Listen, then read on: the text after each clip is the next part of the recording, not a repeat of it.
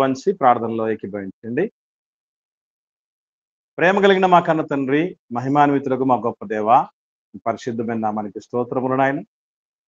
మా జీవితాల్లో ఈ దినం కూడా మీరు అమూల్య వరముగా అనుగ్రహించడం మాత్రమే కాకుండా మేమందరమును కూడా తండ్రి కుడి ఎడమలకు తొలగిపోకుండా మా వ్యక్తిగత భక్తి జీవితాన్ని, కుటుంబ జీవితాన్ని, సంఘ జీవితాన్ని, మరి ముఖ్యంగా మీ బిడ్డలము, కుమారులము, కుమార్తెలము అన్న అర్హతను జాగ్రత్తగా కాపాడుకున్నట్టు మీరు అనుకూలపరిచి ఉదయకాలమును, అలాగే తండ్రి ఈ సమయాన్న తండ్రి ఆన్లైన్ సువార్తను కూడా మీరు మాకు ఆన్లైన్ బైబిల్ తరగతిని కూడా మాకు అందిస్తున్నందుకు మీకు స్తుతులు స్తోత్రాలు చెల్లిస్తున్నాం దేవా.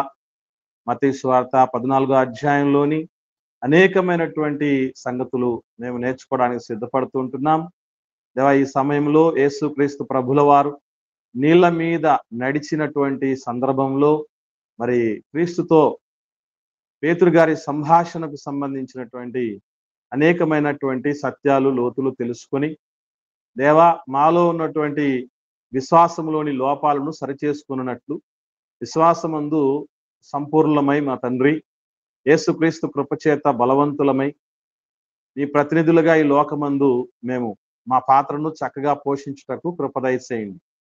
ఆశతో చేరువచ్చిన మీ బిడ్డల్ని మీ సత్యవాకులతో సంతృప్తిపరచి భవిష్యత్ కొరకు సిద్ధపరిచి తద్వారా మీరు మహిమ, ఘనత, ప్రభావం పొందుకునమని ప్రాధేయపడుతూ యేసుక్రీస్తు ప్రభుల వారి పరిశుద్ధమైన నామములో ఈ ప్రార్థన మీకు సమర్పించి పొంది ఉన్నాం తండ్రి, ఆమేన్. ఆమేన్. ప్రియమైన దేవుని బిడ్డలారా, దేవుడి ఉన్నతమైన కృపను బట్టి ఆయన పరిశుద్ధ సన్నిధిలో మనం అందరం చేరి ఉన్నాం. గడిచిన దినమున మనం మత్తయి సువార్త 14వ అధ్యాయము 27వ వచనం వరకు ఉన్నటువంటి విషయాలను మనం ధ్యానించడం జరిగింది. ఇందులో మరి యేసుక్రీస్తు ప్రభుల వారు నీళ్ళ మీద నడిచినటువంటి సందర్భం, ఆ సందర్భంలో మరి చాలా దూరం వెళ్ళారు. నావ వాళ్ళు శిష్యులు ప్రయాణిస్తున్నటువంటి నావ చాలా దూరం వెళ్ళారని మత్తయి సువార్తలో, మార్కు సువార్తలో సముద్రపు మధ్యలోకి వెళ్ళారని, యోహాను సువార్తలో అయితే 2 క్రోసుల దూరం వెళ్ళడం జరిగిందని రాయడం వెనకున్నటువంటి ఉద్దేశం. యేసు ప్రభుల వారు ఈరోజు చాలా మంది విమర్శకులు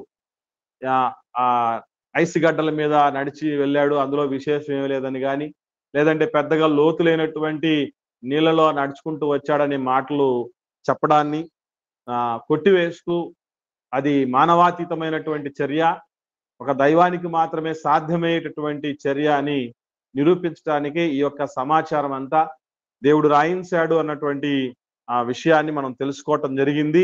అలాగే కొన్ని ప్రాణాపాయ పరిస్థితులు వచ్చినప్పుడు మానవులుగా మనకు ఆ సమయంలో మనం ధైర్యం కోల్పోయి భయపడి తొందరపడడం వల్ల మనకున్న శక్తుల్ని కూడా మనం తక్కువగా అంచనా వేసుకుని ఉంటాం. ఇంకా చెప్పాలంటే దయ్యాల్ని వెళ్ళగొట్టే శక్తిని యేసు ప్రభుల వారు ప్రసాదించినా కూడా దయ్యం అనుకొని, భూతం అనుకొని భయపడినటువంటి పరిస్థితికి కూడా వెళ్ళిపోవడానికి అవకాశం ఉంటుంది. కనుక అపోస్తలులో కలిగినటువంటి విశ్వాసానికంటే మించిన విశ్వాసం మనకు కలిగి ఉన్నప్పుడే ప్రాణాపాయ పరిస్థితులు లాంటివి వచ్చినప్పుడు మనం ఫేస్ చేయగలమని నేర్చుకోవటం జరిగింది.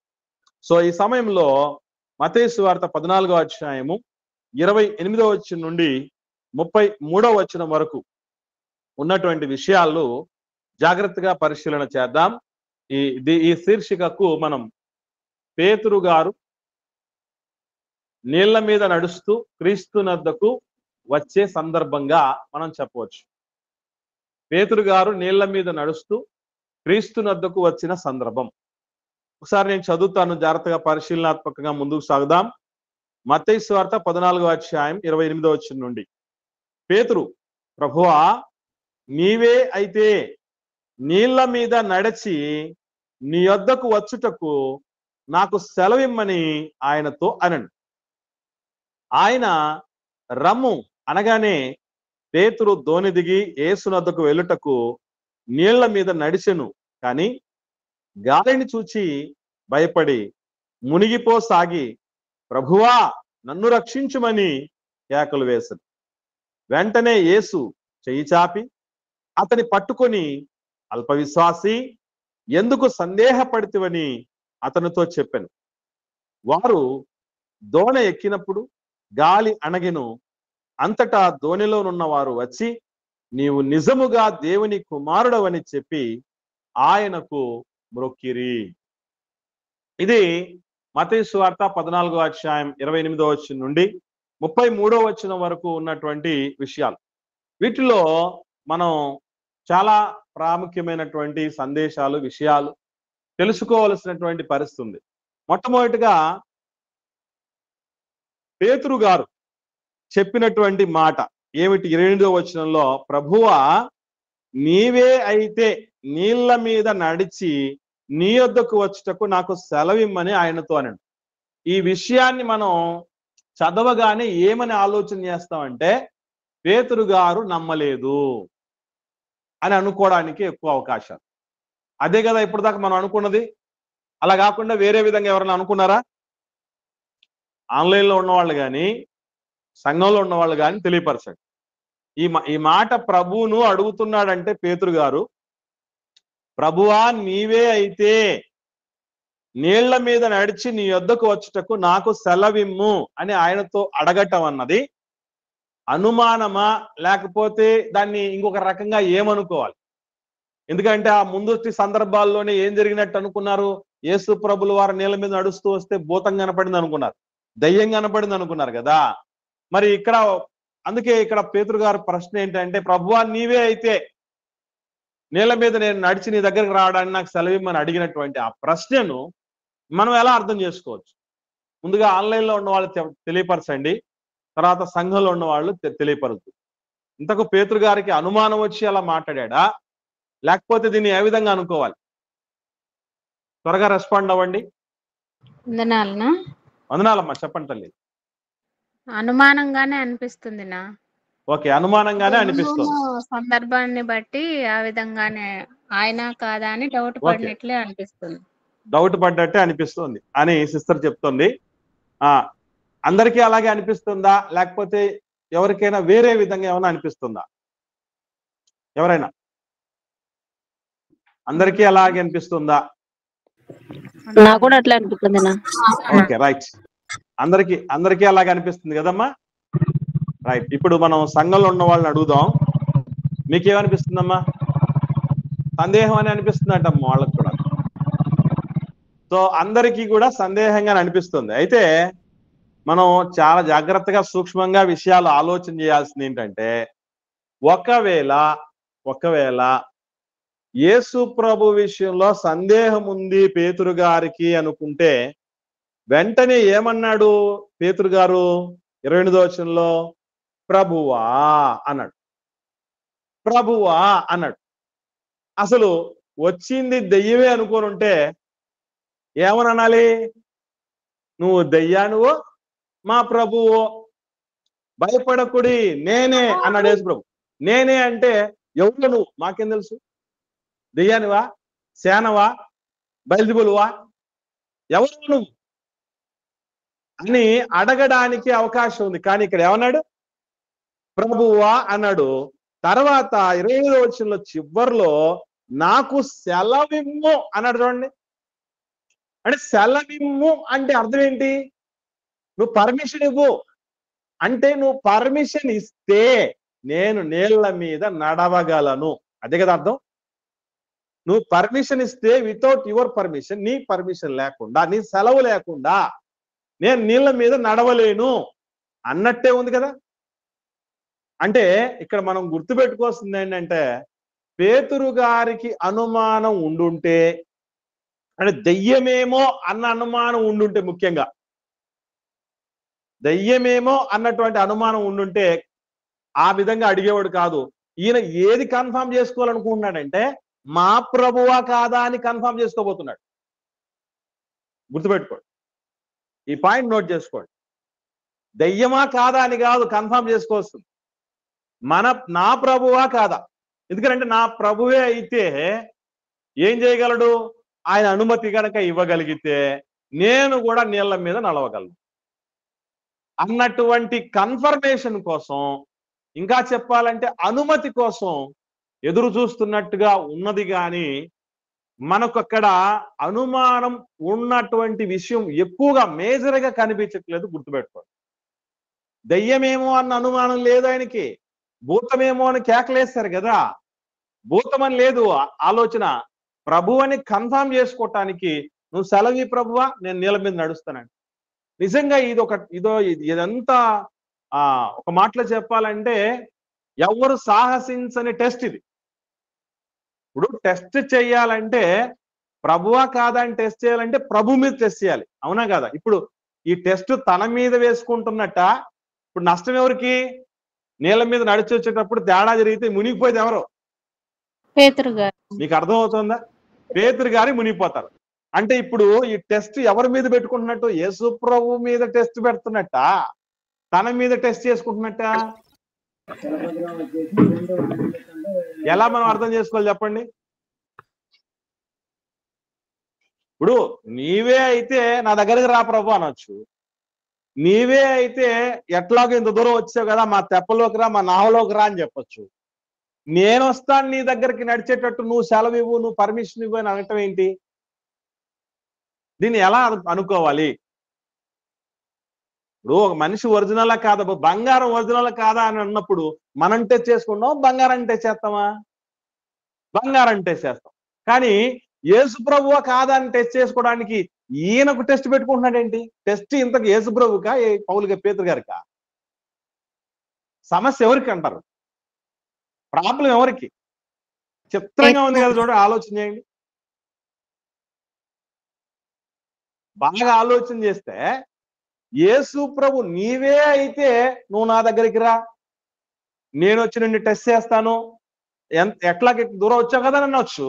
కానీ నేను నడిచి వస్తాను అంటున్నాడంటే నిజంగా ప్రభు అయితే గుర్తుపెట్టుకోండి, తనకు మాత్రమే కాదు అతీత శక్తులు, తనకు మాత్రమే కాదు ప్రత్యేకతలు, తనకు మాత్రమే కాదు ఉన్నత దశ స్థితి, తనను నమ్మిన వారికి కూడా ఇవ్వగలడు అని ఎరిగిన వాడు పేతురు. అర్థమవుతుందా డిఫరెన్స్? ఇప్పుడు ఒక గొప్ప వ్యక్తి దగ్గరకు వచ్చినప్పుడు ఆయన ఒక్కడే గొప్పవాడు అయిపోయే పరిస్థితుల్లాగా ఎక్కువ సందర్భాలు కనబడతాయి. కానీ తన దరికి చేరిన వాడు కూడా గొప్పవాళ్ళు అవ్వాలంటాడు. యేసుప్రభుల వారు మాట్లాడుతున్న ఎన్నో సందర్భాల్లో నన్ను నమ్మిన వారు నాకంటే గొప్ప క్రియలు చేస్తాడని చెప్పి. కాబట్టి యేసుప్రభే కాదు నేల మీద నడిచేది, ఆయన నమ్మిన వాడు కూడా. ఏదో ఇంగువ కట్టిన బట్టకు ఇంగువ తీసేసినా కూడా కొద్ది కాలం వరకు ఇంగువ వాసన వస్తుందట. మీరు గమనించండి. ఎక్కడ ఇంగువ తెలుసు కదమ్మా మీకు? ఇంగువతో బట్ట కట్టి ఒక 10 రోజులు అట్లా పెట్టి మళ్ళీ ఆ ఇంగువ అంతా తీసేయండి, కానీ కొద్ది రోజుల వరకు ఆ ఇంగువ వాసన వస్తుంది. అలాగా మీరు గమనించగలిగితే, యేసు ప్రభు వారితో ఉండగలిగితే ప్రభు ఒక్కడే కాదు గొప్ప కార్యాలు చేసేది, ఆయన నమ్మిన వాళ్ళు కూడా. అందుకే అయస్కాంతముతో కనెక్షన్ కలిగినటువంటి అయస్కాంత పదార్థానికి కూడా ఏమొస్తుందో తెలుసా? మీరు గమనించండి. ఎప్పుడన్నా అయస్కాంతానికి ఒక ఐరన్ రాడ్ మీరు తగిలిస్తే కొద్ది సమయానికి వెంటనే ఆ ఐరన్ రాడ్ కూడా ఎలా మారిపోద్ది తెలుసా?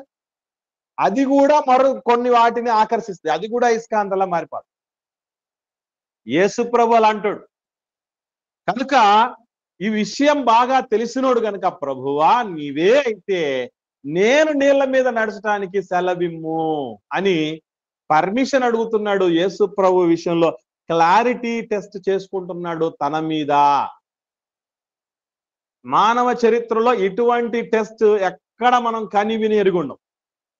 ప్రభువును టెస్ట్ చేస్తూ, యువతుల వారిని టెస్ట్ చేస్తూ తన మీద ప్రయోగం చేసుకోవట్లేదు.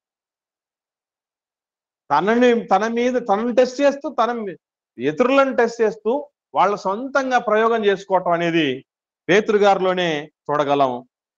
కాబట్టి ఇక్కడ మీరు గమనించగలిగితే కేవలం మనం ఒక కోణంలో ఇప్పటిదాకా ఆలోచన చేశాం.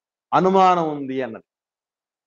అనుమానం ఈ దయ్యమాయ ప్రభు అని కాదు. ఇక్కడ ప్రభువే అయితే ఈయనే కాదు నడిచేది, నేను కూడా నడిచేటట్టు చేయాలి, ఈయన పర్మిషన్ ఇస్తే.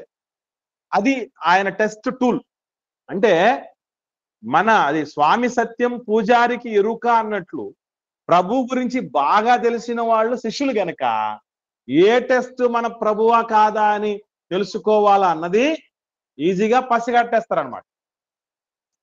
అప్పుడే మీరు చూడండి, నేను స్కూల్లో కొంచెం ఇంటెలిజెంట్ మాస్టర్ చూడండి, రాతను చూసే వాడు ఎవడు రాశాడని కనుక్కుంటాడు. రాతను చూస్తే ఎవరు రాశాడు వీడు, ఎవరు రైటింగ్ అనేది కనుక్కోవడం జరుగుతుంది. మనం కూడా ఇళ్లలో పిల్లోళ్ళు పరిస్థితులు అవన్నీ కొన్ని చూసినప్పుడు, ఎవరో విషయం బయటపడినప్పుడు కొన్ని సూచనలు చూసి ఫలానోళ్ళని కనుక్కొనేస్తారు.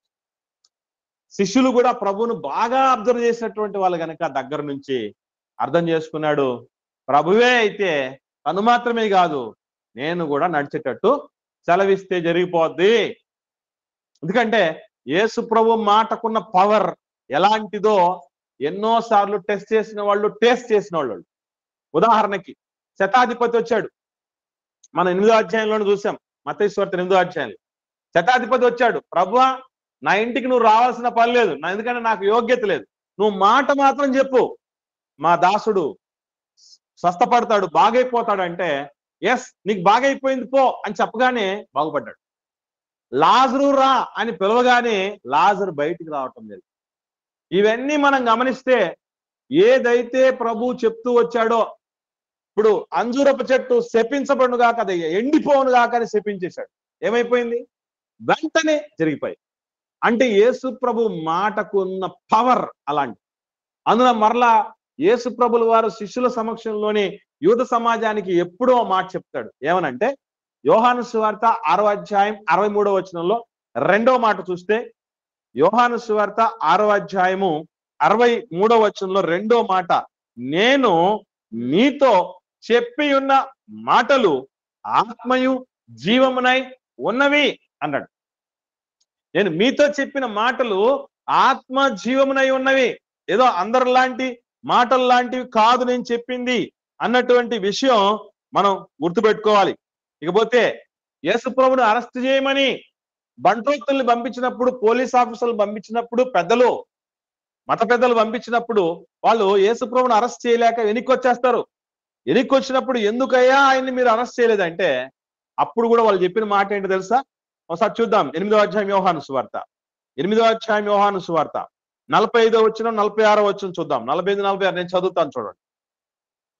యోహాను సువార్త 7వ అధ్యాయము 45, 46 వచనాలు. ఆ బంట్రోతులు ప్రధాన యాజకుల యొద్దకు, పరిసయ్యుల యొద్దకు వచ్చినప్పుడు వారు, ఎందుకు మీరు ఆయనను తీసుకొని రాలేదు అని ఆయన అడుగగా, ఆ బంట్రోతులు, ఆ మనుష్యుడు మాటలాడినట్లు ఎవడును ఎన్నడును మాటలాడలేదు అనేది. అసలు యేసు ప్రభు మాట్లాడినట్టు ఎప్పుడు ఎవ్వరు మాట్లాడలేదు. ఆయన మాట అలాంటిది. ఆకాశం భూమి గతించినా గాని నా మాటలు గతించవు అన్నటువంటి మాటలు విన్నటువంటి వాళ్ళు, అనుభవించినటువంటి వాళ్ళు శిష్యులు. అందుకే వెంటనే నీవే అయితే నువ్వు సెలవిస్తే చాలు, నేను నీళ్ల మీదనైనా నడవగలను అన్నటువంటి కాన్ఫిడెన్స్ కి వెళ్ళిపోయారు. కాబట్టి ఒక మాటలో చెప్పాలంటే పేతురు గారికి అనుమానం అనేది ఒకవేళ ఉన్నది సెకండరీ గాని, ప్రైమరీగా ఏముంది అంటే, నా ప్రభువుకి నన్ను కూడా నడిపించే శక్తి ఉంది. మృతులనే లేపినటువంటి వాడు ఆయన. తలీతాకుమి అంటే చిన్నదానా లెమో అని అనగానే యాయిరు కుమార్తె లేచేసింది. ఎస్, ఇవన్నీ కూడా అనుభవాల్లో, సొంత అనుభవాల్లో వాళ్ళు అనుభవించిన వాళ్ళు. అందుకే కాన్ఫిడెంట్ గా ప్రభువా నువ్వే అయితే నేను కూడా నడుచుకుంటూ వస్తాను నీ దగ్గరికి అని అన్నాడు. అన్న తర్వాత కూడా ఏం జరిగింది ఒకసారి చూద్దాం. మత్తయి సువార్త 14వ అధ్యాయంలో 29వ వచనంలో ప్రభు ఏమన్నాడు అంటే, రమ్ము అన్నాడు. వెంటనే రమ్ము అన్నాడు. ఒరే, నువ్వు అనుమాన పడుతున్నావు పేతురు, నువ్వు అభ్యంతర పడుతున్నావు. ఇప్పుడు ప్రభువాది నీకు ఎప్పుడు జరగకుండా గాక, నీకు దూరం అవును గాక అని యేసు ప్రభు 16వ అధ్యాయం మత్తయి సువార్తలో ఒక ఇన్సిడెంట్ ఉంటుంది, మనకు తెలుసు. నేను యెరూషలేముకి వెళ్తాను, పెద్దల చేత వాళ్ళందరి చేత తృణీకరించబడతాను, సిలువేయబడతాను, సమాధి చేయబడతాను, తిరిగి 3వ దినాలు లేస్తానని చెప్ప మొదలు పెడితే యేసు ప్రభు చేయి పట్టుకొని పేతురు గారు ఏమంటారు, ప్రభువా అది నీకు ఎన్నటికి నువ్వు జరగకుండా గాక, అది నీకు దూరమును గాక అంటాడు. ఈ మాట అనగానే వెంటనే ప్రభు రియాక్షన్ ఏంటి? సాతానా నా వెనకకు పో, నువ్వు మనుషుల సంగతుల్ని ఆలోచిస్తున్నావు, భూ సంబంధమైన సంగతులు ఆలోచన చేస్తున్నావు, దేవుడి సంగతుల్లో ఆలోచన చేయడం లేదని అక్కడ ఆయన్ను తప్పుపడడం జరిగింది, దిద్దడం జరిగింది. నువ్వు తప్పు మాట్లాడుతున్నావు అనే మాట ఆయన మీద ఆరోపణ చేయటం జరిగింది. కానీ ఇక్కడ మాత్రం ప్రభువు నీవే అయితే అంటే నన్నే అనుమానిస్తావా, ఇప్పుడే నువ్వు మునిగిపోవాలి. మనలా అంటోళ్ళు ఎవరన్నా ఉండింటే ఇలాగే ఆలోచన చేసి ఉండొచ్చు. కానీ పేతురు గారిని అన్న మాట ఏంటి? యేసు ప్రభు రమ్ము అన్నాడు, నడుచుకుంటురా అన్నాడు. అని అనగానే పేతురు దోణి దిగి యేసునొద్దకు వెళ్ళుటకు నీళ్ళ మీద నడిచెను. నిజంగా ఎంత కాన్ఫిడెన్స్ అంటే, పేతురు గారి స్టేజ్ లో మనమే ఉన్నాం అనుకోండి, యేసు ప్రభువే పిలిచారు అనుకోండి, రా నీళ్ళ మీద నడుస్తున్నా, దోళ్ళ నుంచి దిగుతావా, కాలు పెడతావా? అసలు అసలు నడవడం కొన్ని స్టెప్పులు ముందుకు వేయటం సంగతి దేవుడు ఎరుగు. కాలు తెప్పలో నుంచి తీసి నీళ్ళలో పెట్టే లోపే గడగడ వణుకుతూ ఉంటాం. ఎందుకు? మునుగుతామేమో అనుకున్నాడు, మునిగిపోతాం. అపనమ్మకం అంటే ఏంటనుకుంటున్నారు? అదే. కానీ ధోనిలో నుంచి దిగటం ఏదో మనకు ఇంట్లో నుంచి స్టెప్పులు దిగినట్టు నీళ్ళలోకి కాలు పెట్టాడు. ఆయన కాలు పెట్టి నడవడం మొదలు పెట్టాడు కొంత దూరం కూడా. కానీ మునిగిపోవటం ఎప్పుడు జరిగింది అన్నప్పుడు ఆలోచన చేస్తే అక్కడ ఏమని రాయబడింది చూడండి, 29వ వచనంలో, గాలిని చూచి, 30 వచనం, గాలిని చూచి భయపడి అన్నాడు. ఏమండి? అప్పటిదాకా యేసు ప్రభు మీద కాన్ఫిడెన్స్ ఉంది, కానీ యేసు ప్రభు మీద ఉన్న కాన్ఫిడెన్స్ కూడా పోయే పరిస్థితులు ఏమి ఉంటాయంటే, కష్టాలు శోధనలు చూసినప్పుడు అవి ఎప్పుడు కూడా మనల్ని భయపడతాయి, భూతద్దంలో కనబడతాయి మన ప్రాబ్లమ్స్. అందుకే ప్రాబ్లమ్స్ చూడొద్దు. ఏం చేయమన్నాడు? విశ్వాసమునకు కర్త, దాన్ని కొనసాగించు వాడినైనా క్రీస్తు వైపు చూడండి అని. కాబట్టి క్రీస్తు వైపు చూసినప్పుడు ఏమవుద్దంటే, మన ప్రాబ్లమ్స్ భూతద్దంలో నుంచి అద్దంలోకి మారిపోతాయి. కొండను కూడా చూడండి, కొండ చూడండి అద్దంలో ఎట్లుంటది, కొండ అద్దమందు కొంచెమై ఉండదా అని. ప్రభు దగ్గరికి వచ్చినప్పుడు అంతగా ప్రాబ్లమ్స్ మారిపోవటం జరుగుతుంది. అందుకే గాలిని చూసి భయపడ్డాడు. వాస్తవంగా ఈ సంఘటన అంటే, పేతురు గారు ప్రభువా నీవే అయితే నేను నడుచుకుంటూ వస్తానని చెప్పింది, గాలిని చూసి భయపడిన సందర్భం, ఈ సందర్భాలు మాత్రము ఒక్క మత్తయి సువార్తలోనే ఉన్నాయి. యేసు ప్రభు నీళ్ళ మీద నడిచిన సందర్భాలు మిగతా మార్కు సువార్త, యోహాను సువార్తలలో ఉన్నాయి. కానీ పేతురు గారు యేసు ప్రభుతో సంభాషించి నీళ్ళ మీద నడిచినప్పుడు యేసు ప్రభు మళ్ళీ ఆయనతో మాట్లాడిన సందర్భాలు ఒక్క మత్తయి సువార్తలో మాత్రమే ఉన్నాయి. ఎక్స్క్లూజివ్ ఇది. మీరు మిగతా పత్రికల్లో మనకు అవి దొరకవు. కానీ ఇక్కడ గమనించాల్సిన విషయం, అల్ప విశ్వాసి ఎందుకు మునిగిపోయాడు అంటే, మునిగిపోవటానికి కారణం ఒకటే. ఏమిటి అని అంటే, విశ్వాసం తక్కువైంది. చాలా మనం జీవిత సమస్యల్లో కూరిగిపోవటానికి, ఇంకా చెప్పాలంటే ఏదో కొన్ని ఒకటి ఉంట చూసారా, ఒక ఊబి అంటారా, ఊబిలో పడితే మనం తిరిగి రాలేని చూసారా, అల్ప విశ్వాసం ఒక ఊబి లాంటి. ఇంకా చెప్పాలంటే ఒక లోతైన సముద్రపు లోతు లాంటిది. అందుకే దేవుడి దగ్గరికి వచ్చేటప్పుడు దేవుడు కూడా ఎప్పుడు ఇష్టపడింది ఏంటంటే, అల్ప విశ్వాసం మనకు ఉండకూడదు. తక్కువ విశ్వాసంతో ఎప్పుడు దేవుడి దగ్గరికి రాకూడదు. మీరు గమనించగలిగితే నాకు ఎప్పుడు దేవుడిని నమ్మే విషయంలో, దేవుడి కార్యాలను నమ్మే విషయంలో మనిషి ఎంత వెనకబడి ఉంటాడంటే, బస్ ఎక్కే ముందు, ఓ ట్రైన్ ఎక్కే ముందు, ఓ ఫ్లైట్ ఎక్కే ముందు ఈ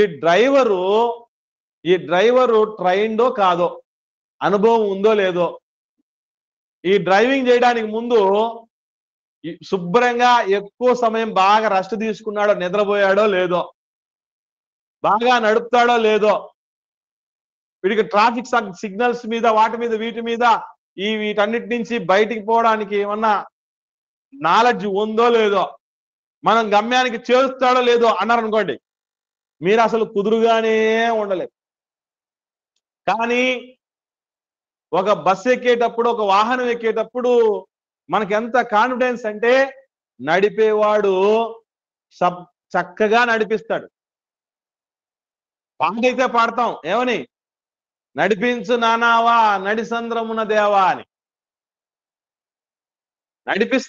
నడిపించు అనేటప్పుడు దేవుడు అన్న మాట ఏంటంటే, నాకుంది నడిపించాలని, మరి నడవాలని నీకుందా? దేవుడు అడిగే ప్రశ్న అదే. నేను నడిపించగలను, కానీ నువ్వు నడవగలవా? మనల్ని నడవని కూడా చేయగలిగింది ఏంటి అంటే అల్ప విశ్వాసం. ప్రభువా మేము ఎందుకయా దయ్యాలను వెళ్ళగొట్టలేకపోయామంటే యేసు ప్రభు కూడా స్థాపించింది అది మీ అల్ప విశ్వాసం వల్లే జరగలేకపోయింది. అట్లాగే తోమా అనేటటువంటి శిష్యుడు యేసు ప్రభుని ఎందుకు నమ్మలేకపోయాడు అంటే అల్ప విశ్వాసంతోనే నమ్మలేకపోయాడు. ఇలా ఎన్నో అద్భుతాలు జీవితంలో, ఎన్నో గొప్ప సమస్యల నుంచి బయటపడేటువంటి పరిస్థితులకు ఆటంకంగా మారేది మన అల్ప విశ్వాసమే. అందుకే అసలు ఎప్పుడైనా మీరు గమనించారు లేదో, గడ్డం గీయించుకోవడానికి బార్బర్ దగ్గరికి వెళ్ళినటువంటి వాళ్ళకి గొంతుకు వస్తాడేమన్నా డౌట్ వచ్చింది ఎవరికన్నా? ఎంతసేపు పనండి అది? బ్లేడ్ ఉంటది కదా, బార్బర్ దగ్గర బ్లేడ్ అది ఉంటది, కత్తితో అలా గడ్డం తీసేటప్పుడు సింపుల్ ఒక్క పూట అట్లా అంటే చాలు కోసేయపోతుంది. కానీ ఎవడికి డౌట్లు రావు.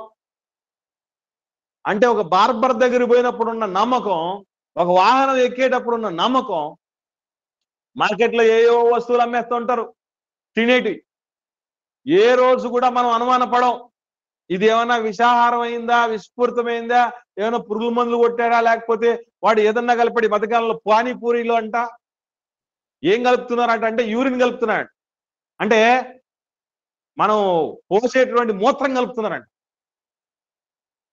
ఇంకా రకరకాలైనటువంటి వాటిని కలిపేసి ఇదంతా గలిబిలి చేసి రకరకాల రంగులు పోసేసి వాడికి ఏమన్నా మనం ఏమన్నా బంధువులమా, రక్త సంబంధికులమా? కాదు కదా, వాడికి కావాల్సింది పైసలు. కానీ వాడి దగ్గర నుంచి తీసుకుపోయేటప్పుడు ఆ కొన్ని రకాల ఆ చికెన్ పకోడాలు అవన్నీ ఫ్రైడ్ చికెన్లు వచ్చేసాయి కదా ఈ మధ్యకాలంలో, KFCలు అట్లాంటివన్నీ. అది ఓపెన్ చేస్తే లోపల పురుగులు ఉన్నాయి. అట్లాగే బిర్యానీలు తినేటప్పుడు ముఖ్యంగా హైదరాబాదు, బెంగళూరు ఆ ప్రాంతాల్లో మటన్ బిర్యానీ అని కుక్కలను కోసి పెట్టేస్తున్నారు. తినేటప్పుడు కొనేటప్పుడు ఎప్పుడే కానీ అనుమానాలు పొరపాటును కూడా రావు మానవ మాత్రుల మీద. ఒక అబ్బాయికి పిల్లనిచ్చి పెళ్లి చేసేటప్పుడు కూడా బాగా చూసుకుంటాడని ఫుల్ కాన్ఫిడెన్స్. ఎవడు ఏ క్షణంలో ఎట్ట మారుతారో తెలియదు. సంబంధాలు చూసేటప్పుడు అందరూ ఏం చెప్తారో, పిల్లోడు గురించి ఏం చెప్తారు, పోనీ పిల్ల గురించి ఏం చెప్తారు, మంచి పిల్ల, ఇట్లాంటి పిల్ల అసలు దొరకదు అని చెప్పి చేస్తారు.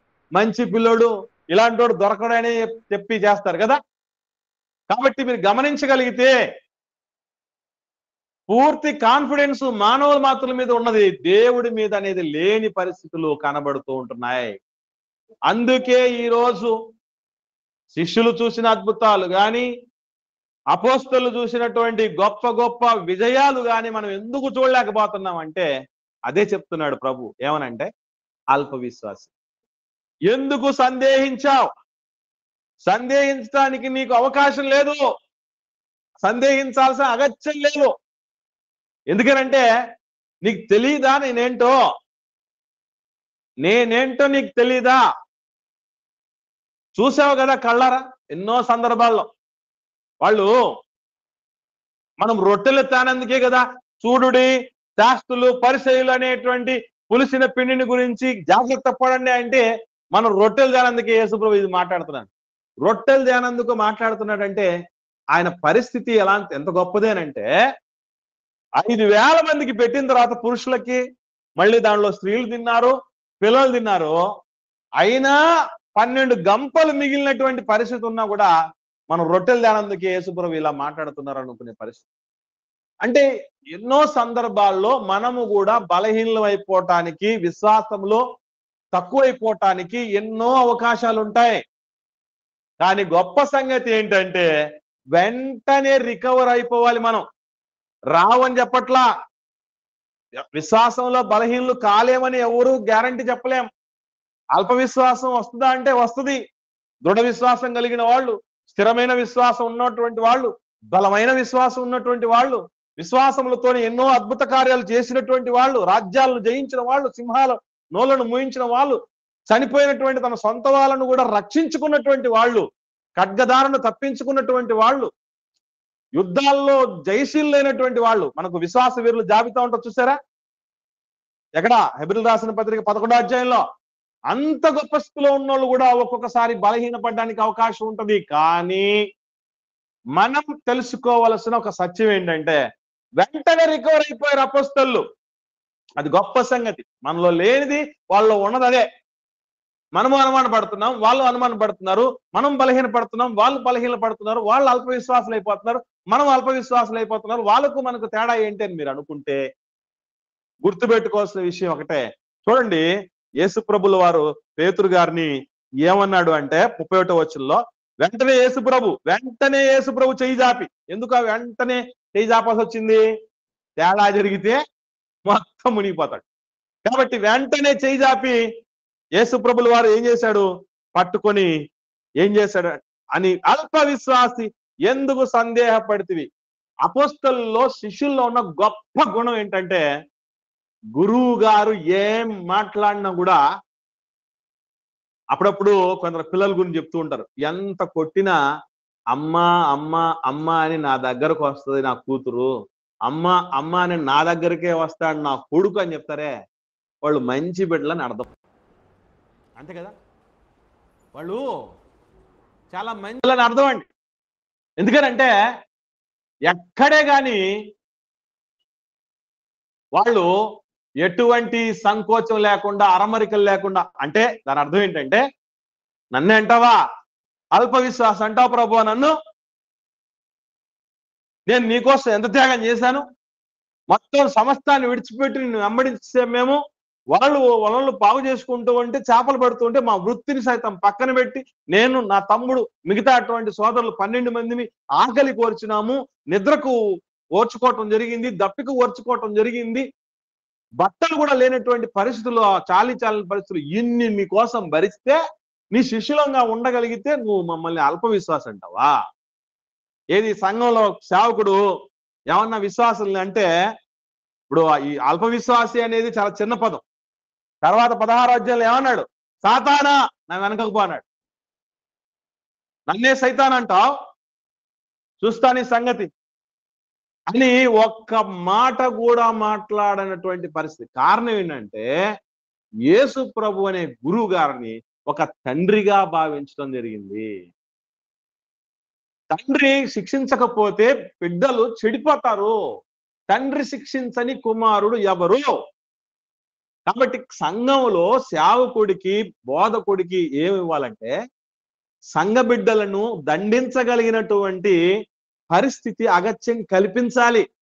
ఎందుకంటే ఈ మధ్యకాలంలో మనం ఎంతో మందిని చూస్తున్నాం. ఏం చేస్తున్నారంటే, ఏదో ఒక మాట కాస్త కటువుగా, అంటే దానికి అలా మాట్లాడడానికి యాక్సెస్ అవకాశం ఉండిండొచ్చు, ఎదుటివారు తప్పే చేస్తుండొచ్చు, కాకపోతే మమ్మల్ని అంటాడా కాపరి, ఆయన ఏం మాకు తిండి పెట్టాడా, మాకు బట్ట పెట్టాడా, మాకు బొడ్డు కోసాడా, ఎన్ని మాటలు.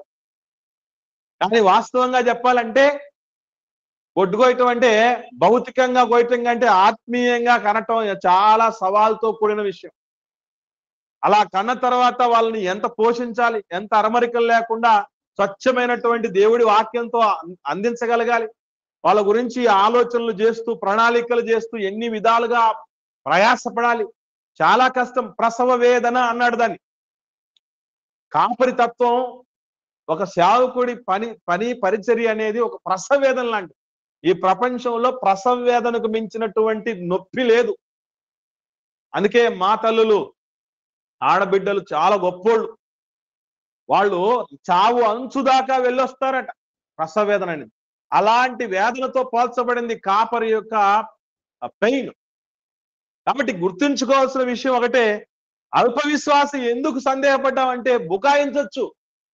ఏం ప్రభువా నన్ను అల్ప విశ్వాసం అంటావు, ఎందుకు నన్ను సందేహించావంటావు, నాకే అనుమానం లేదు అని సమర్థించుకోవచ్చు. పొరపాటును కూడా ఆ పని చేసినట్లు లేదు. మహనీయులు ఊరికే అవరు. మహనీయులు ఊరికే అవుతారా? లోబడిపోయాడు. యేసు ప్రభు కంటే వయసులో పెద్దోడు వాస్తవంగా శిష్యులు అందరూ మోస్ట్లీ, కానీ వయసు చూసుకోవట్లేదు. నా ప్రభువు మాట్లాడుతున్న దాంట్లో ఫ్యాక్ట్ ఉంది, నా దాంట్లో ఫాల్ట్ ఉంది. నా విశ్వాసంలోనే నిజంగా విశ్వాస లోపం ఉంది, అల్ప విశ్వాసమే ఉంది. నేను సందేహించాను, నా ప్రభువు దాన్ని గుర్తించేశాడు, నేను సరిదేసుకోవాలని అనుకున్నాడు తప్ప మరొకటి అనుకోలేదు. ఇంట్లో కూడా మీరు చూడండి, పిల్లల్లో ఒక మాట ధైర్యంగా అనలేని పరిస్థితి. ఒక నాన్న అంటే పడలేరు, ఒక అమ్మ అంటే పడలేరు, ఒక అత్తయ్య అంటే పడలేరు, మామయ్య అంటే పడలేరు. మాస్టర్ అంటే పడలేరు. ఎంత పరిస్థితులు ఈరోజు మీకు తెలుసో తెలీదో. 10th క్లాస్ లో కాపీ కొట్టలేదని కత్తిపడిసేసాడట ఎగ్జామినేషన్ సెంటర్లో స్టూడెంట్. కాపీ కొట్టనివరా నన్ను నువ్వు అని చెప్పి కత్తిపడి చెప్పిస్తాడట. తప్పు రాయట చేయకూడదు అని చెప్తే. ఇట్లాంటి దుర్మార్గులతో పోలిస్తే శిష్యులు ఎంత గొప్పవాళ్ళండి, అపోస్తలు ఎంత గొప్పవాళ్ళు ఆలోచన చేయండి. అందుకే ఎందుకు సందేహపడుతుందని అతనితో చెప్పాడు. నో కామెంట్, నో రెస్పాన్స్, ఏం తప్పు మాట్లాడలేదు. ఏం ప్రభువా అవునని గాని కాదని గాని రిప్లై లేదు. అంటే మౌనంగా ఉన్నాడంటే అర్థం చేసుకున్నాడు, తన తప్పును అంగీకరించాడు పేతురు గారు. అందుకే దేవుడు ఎవడంటే ఇష్టపడతారు అంటే ఒప్పుకొని అతిక్రమమును దాచుకొనక కప్పుకొనక ఒప్పుకొని విడిచిపెట్టిన వాళ్ళు కనికరించబడతారు అని దేవుడు చెప్పిన మాట పేతురు గారి విషయంలో నెరవేరుతోంది. వెంటనే దోణిలోకి ఎక్కడం జరిగింది. 32వ వచనంలో ఏమని రాయబడింది? ఆ దోణి ఎక్కినప్పుడు గాలి అణిగింది. 8వ అధ్యాయంలో మనం చూస్తే యేసు ప్రభు అక్కడ సముద్రాన్ని గాలిని గద్దించినట్టుంది. కానీ ఇక్కడ గద్దింపు కూడా ఏం లేదు. దోణిలో ఎక్కాడు, సముద్రం అణిగిపోయింది. అంటే కొన్ని సందర్భాల్లో యేసు ప్రభు గద్దించకపోయినా కూడా కంట్రోలింగ్ లోకి వస్తాయి. అది మర్చిపోకూడదు. గద్దిస్తేనే పోతుందని చాలా మంది అనుకుంటూ ఉంటారు. గద్దించినా గద్దించకపోయినా ప్రభు ప్రజెన్స్ అక్కడ ఉంటే మారిపోవాలి. వాస్తవంగా చెప్పాలంటే మీకు అర్థం కాని మాట చెప్తారు. ఎరికో పట్టణంలో ఎవరున్నారు? జక్కయ్య ఉన్నాడు. జక్కయ్య ఇంట్లోకి వచ్చాడా? యేసు ప్రభు ఇంట్లోకి వచ్చిన తర్వాత ఏమైనా ప్రసంగం చేశాడా? ఒక్క మాట మాట్లాడా? ఒక్క మాట మాట్లాడకపోయినా ఆస్తిలో సగభాగం ఇచ్చేస్తున్నాను ప్రభు, ఎవరి దగ్గరైనా అన్యాయంగా తీసుకుని ఉంటే 4 వంతులు ఇచ్చేస్తాననే మాట అన్నాడంటే ప్రభు ఇంట్లోకి వస్తేనే అంతుంటే ప్రభు మన ఒంట్లోకి వచ్చి మన ప్రభువుగా ఉండి ఎన్ని మాటలు చెప్పిస్తున్నాడు దైవజనుల ద్వారా. మన బ్రతుకులు ఎంత మారాలి, ఎంత మారాలి. దోనిలోకి రాగానే అర్థమైపోయింది బాస్ వచ్చాడని. అలజడులు ఆందోళనలు ఏమి లేవు. శిష్యులు నిమ్మలించారు, సముద్రము నిమ్మలించింది. కానీ మనలోకి ప్రభు వచ్చాడు అని నిజంగా మనం ఉంటే నిజంగా ప్రభు మనలో ఆ నిమ్మలత్వం ఏది, భక్తిలో ఆ స్థిరత్వం ఏది, విశ్వాసములో ఆ పరిపూర్ణత ఎక్కడుంది, ఇది మనం గమనించాల్సిన విషయం. చదువుదాం ఇంకా కిందికి. దోణెక్కితే గాలణిగింది. అంతట దోణిలో ఉన్నవారు వచ్చి నీవు నిజముగా దేవుని కుమారుడు అని చెప్పి ఆయనకు మొక్కేశారు. కాబట్టి మెస్సియా అన్నటువంటి దానికి ఒకానొక ముంగుర్తు, ఇటువంటి అద్భుతాలు చేయాలి, ఈ మోషే వంటి ప్రవక్త అన్నదానికి ఇవన్నీ చేయగలగాలనేది ఎన్నోసార్లు మనం నేర్చుకోవటం జరిగింది. అవన్నీ వాళ్ళకు తెలుసు. అంటే మెస్సియాకు ఏ ప్రమాణాన్ని బట్టి, మోషే వంటి ప్రవక్తని ఏ ప్రమాణాన్ని బట్టి, దేవుని కుమారుడు అంటే ఏ ప్రమాణాన్ని బట్టి అనాలో వాళ్ళకు ఒక క్లారిటీ ఉంది. అందుకే వెంటనే ఏమని మ్యాచ్ చేసుకున్నారంటే నువ్వు నిజముగా దేవుని కుమారుడవు అని చెప్పటం జరిగింది. చెప్పి అంతతో ఆగకుండా ఏం చేశారు? ఆయనకు మ్రొక్కటం జరిగింది. సో మ్రొక్కుతున్నారు అంటే అర్థం ఏంటంటే సరెండర్. కాబట్టి క్రీస్తుకు సరెండర్ అయిపోయే పరిస్థితుల్లోనికే వచ్చారు. ఎన్ని మాట్లాడుతూ ఉన్నా మేము ఎందుకు ప్రభువా ఆ దయ్యాలు వెళ్ళగొట్టలేకపోయామంటే మీరు అల్ప విశ్వాసులు రా, ఎంతకాలం మిమ్మల్ని భరించాలి అని చెప్పేసి మాట్లాడటం జరుగుతుంది. ఎన్ని మాట్లాడిన వాళ్ళు అస్సలు ప్రభుని వదిలిపెట్టుకోలే. మొత్తం ఎంతో మంది యేసు ప్రభుని వదిలిపెట్టిపోయినారు. 12 మందే మిగిలారు ఒకానొక సమయంలో. మీరు కూడా పోవాలనుకుంటున్నారా అని అంటే పేతురు గారు అన్న మాట ఏంటి మనకు తెలుసు. ఆ మాట చూసుకుని మనం ముగించుకుందాం. పేతురు గారిని కూడా ఆ మాట అడిగితే చాలా మంది యేసు ప్రభు మాట్లాడినటువంటి మాటలకి యథార్థమైనటువంటి మాటలు చాలా శక్తివంతంగా ఉంటాయి, ములుకోళ్ళలాగా ఉంటాయి. యేసు ప్రభుని వెతుక్కుంటూ వచ్చినప్పుడు మీరు రొట్టెల కోసం వచ్చారు, రొట్టెలు భుజించి తృప్తి పొందడానికి వచ్చారని మాట్లాడినప్పుడు అక్షయమైన ఆహారం కోసం నా దగ్గరికి రండి, క్షయమైన ఆహారం కోసం వద్దు, మీరు ప్రాకులాడని ఎన్నో విషయాలు చెప్తారు. ఆకాశం నుంచి కురిసిన మన్నా కంటే విలువైనటువంటి జీవాహారాన్ని నేను ఇస్తాను, దానికోసం నా దగ్గరికి రండిరా అని మాటలు చెప్తే అనేకుల యొక్క రియాక్షన్ ఎలాంటిదంటే, యోహాను సువార్త 6వ అధ్యాయము 66వ వచనంలో చూడండి, 66, 67 వచనాలు చూడగలిగితే 66, 67, 2 వచనాలు నేను చదువుతాను. అప్పటి నుండి ఆయన శిష్యులలో అనేకులు వెనక తీసి మరి ఎన్నడూను ఆయనను వెంబడించలేదు. కాబట్టి యేసు, మీరు కూడా వెళ్ళిపోవాలని ఉన్నారా అని 12 మందిని అడుగగా, మిగిలింది 12 మందే.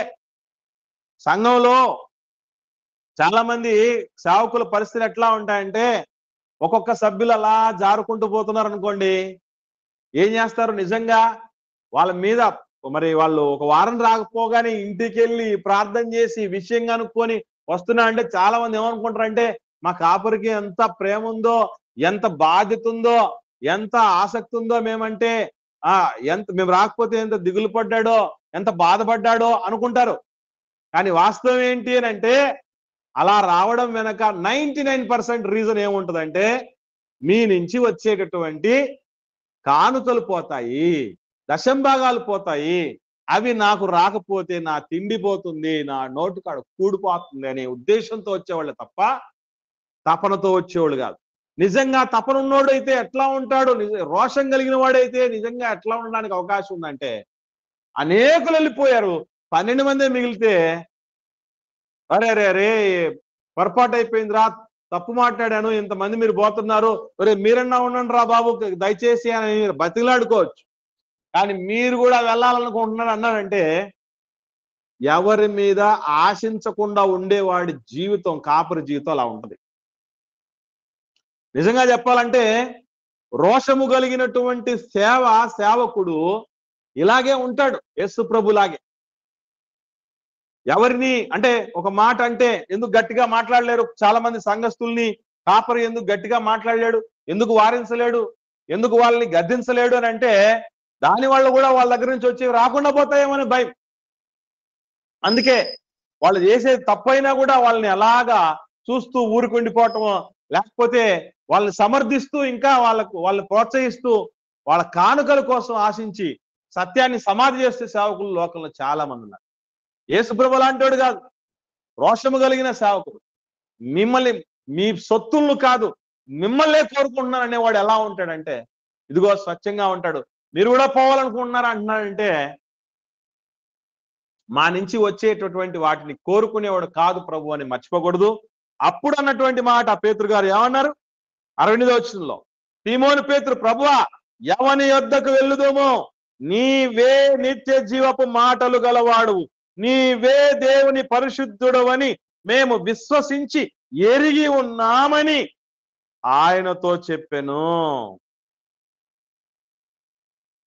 మేమెక్కడికి పోతాం ప్రభువా, నీవే నిత్య జీవం మాటలు కలిగిన వాడివి, మేము విశ్వసించాం, మేము ఎరిగాం, మాకు తెలుసు నువ్వు, మేము రుచి చూచి ఎరిగాం. అసలు పాట మనం పాడతాం కదా, రుచి చూచి ఎరిగి తిని యెహోవా ఉత్తముడని. వాస్తవంగా ఇది అపోస్తలులకు సంబంధించినటువంటి విషయం. వాళ్ళు రుచి చూచి ఎరిగినటువంటి వాళ్ళు. అందుకే వాళ్ళు ఎంత పరిస్థితి వచ్చినా, ఎంత ప్రభు గద్దించినా, వాళ్ళని వారించినా, వాళ్ళు విమర్శించేటట్టున్నా, వాళ్ళ మనసు గాయమయ్యేటట్టు మాట్లాడినా కూడా, నా ప్రభు ఇచ్చే నిత్య జీవం ముందు ఇవన్నీ చాలా చిన్నివే అనుకున్నారు, చాలా చిన్నివే అనుకున్నారు. నిత్య జీవం మాటలు కలిగినటువంటి ఆ ప్రభు దగ్గర ఎస్ నిజంగా ఉన్న విషయం కదా మాట్లాడిందని, తప్పేముంది ప్రభు మాట్లాడిందంటే అని వాళ్ళు సముదాయించుకున్నారు, ప్రభువును సమర్థించుకున్నారు, నెత్తిన పెట్టుకున్నారు జీవాధిపతి.